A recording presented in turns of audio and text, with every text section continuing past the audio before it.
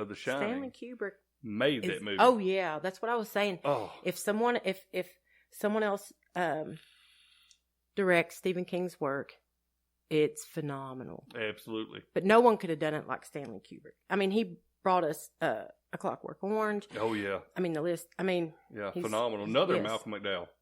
Yes. Movie there. Yes. Yeah, Clockwork Orange, man. I Yes. really like Malcolm McDowell. I mean, great actor, but we'll touch base on him, like you said, on another Loomis. day. Yes. Yeah, absolutely. But, yeah, I mean, I want to jump back to this whole IMDb thing because I'm still not getting the whole idea about where these reviews are coming from and why people are burning these movies up because they're not touching down with me in any way, shape, or form. So what I want everybody to do that listens to this and anybody that you know, tell them to jump on bluntsourcetrauma@gmail.com. Drop us a line. Let us know. Email.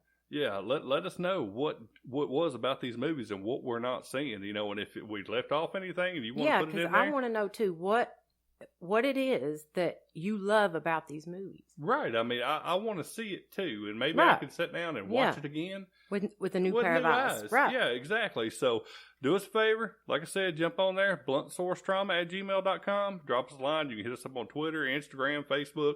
Let us know exactly what's going on. And, we'll pull these emails off. We'll read them on air. If you want us to, let us know in the note. We'll say who it's from and what area you're from. Of course, we're not going to give anybody their address or anything.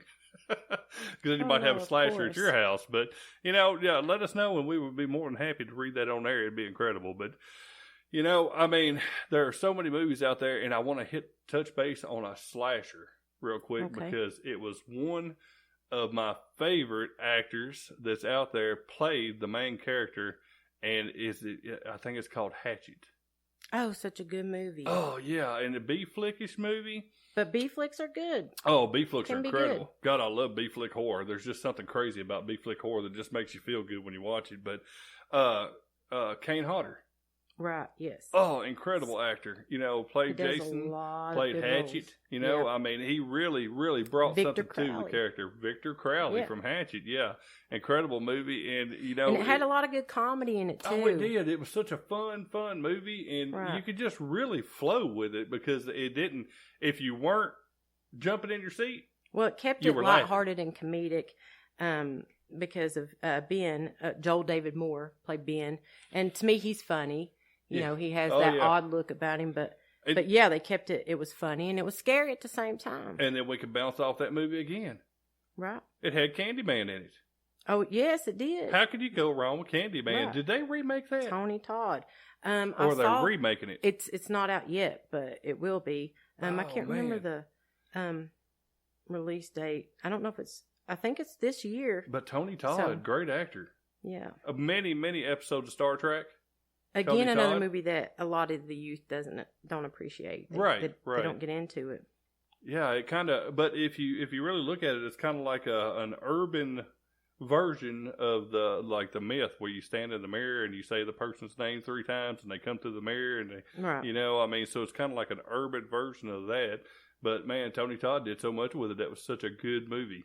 Oh yeah, it was so scary, and I mean, that's just 1 in a million. Absolutely. I mean, it really is. Tony Todd, great actor. We got to give him props on that one. And like you said, another one that the younger generation just doesn't grab the horror part on there. And I kind of wonder if they spend too much time texting during the movie that they don't get wrapped up in it. Maybe. Hey, you can't never tell about these things. Yeah. But Virginia Madsen was good too. She was the leading female in that movie. It all worked. Yeah, it definitely did. It definitely worked. We were talking about the zombies earlier, and of course there was Return of the Living Dead. And Return of the Living Dead, awesome movie. Also played out really good. And I'm kind of wondering, I don't remember the special effects makeup artist. He's done just about everything. He's incredible. He was in for 30 Days what a Night. What are you talking about right now? Return of the Living Dead? Return of the Living Dead, yeah.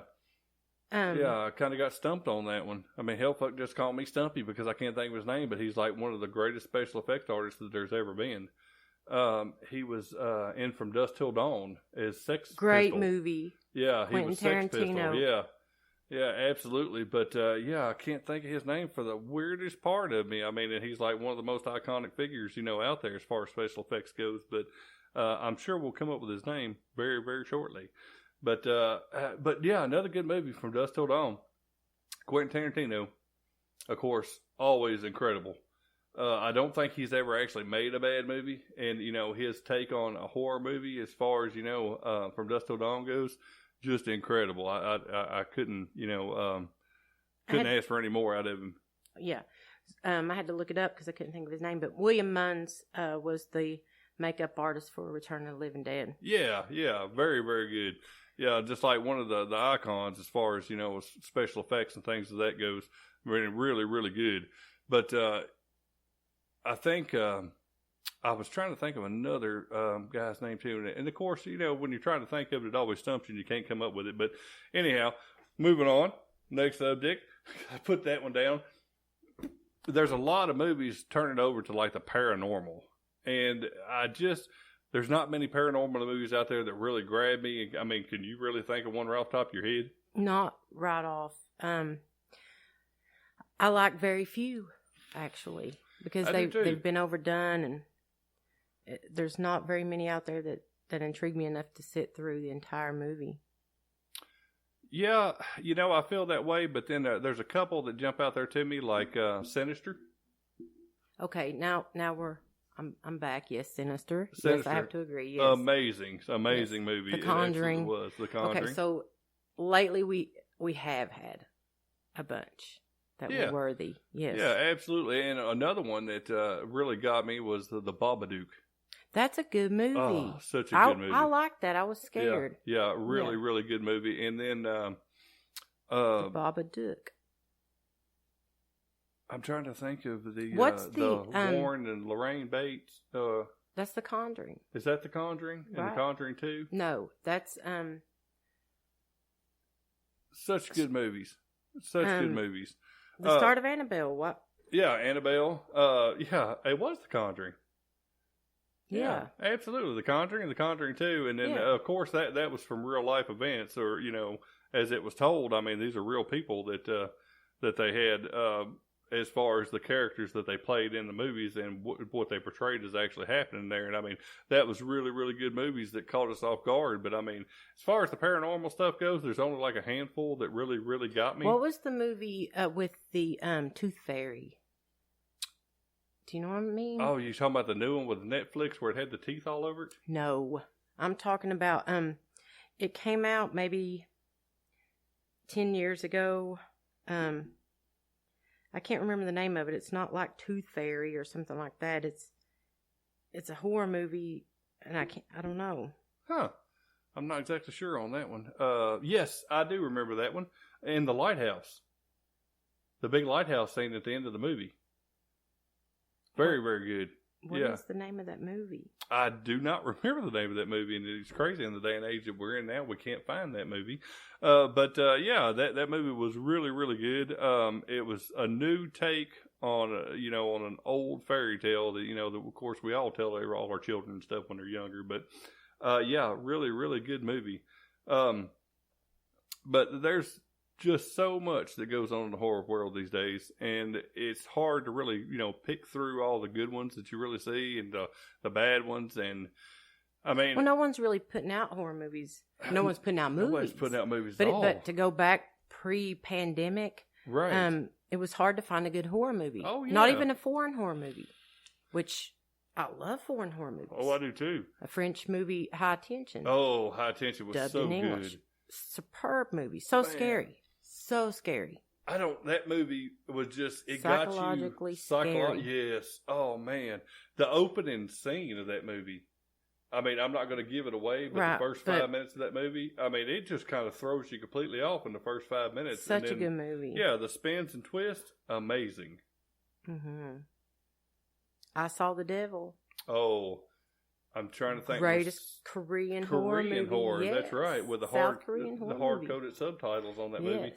Phenomenal. And the cinematography put you there. Oh, yeah. That's one of only, I guess there's 3 movies that made me feel like I was there. Like I could smell the air. I could feel the chill. Just it engulfed me. 1 being Gladiator, 2 being Braveheart, and 3 I Saw the Devil. And all 3 of those movies they encompass you. You're like in a little cocoon, just watching your horror movie. Absolutely, yeah, awesome. Yeah, such good movies. Yeah, I mean, if you sit back and you think about it, we have seen like 1 billion horror movies, and it's like one of the biggest so many topics. I can't remember the names. Oh, I know. It's like they just overrun each other, just kind of cover each other up. But we need to save some horror talk for another episode. Well, you think so?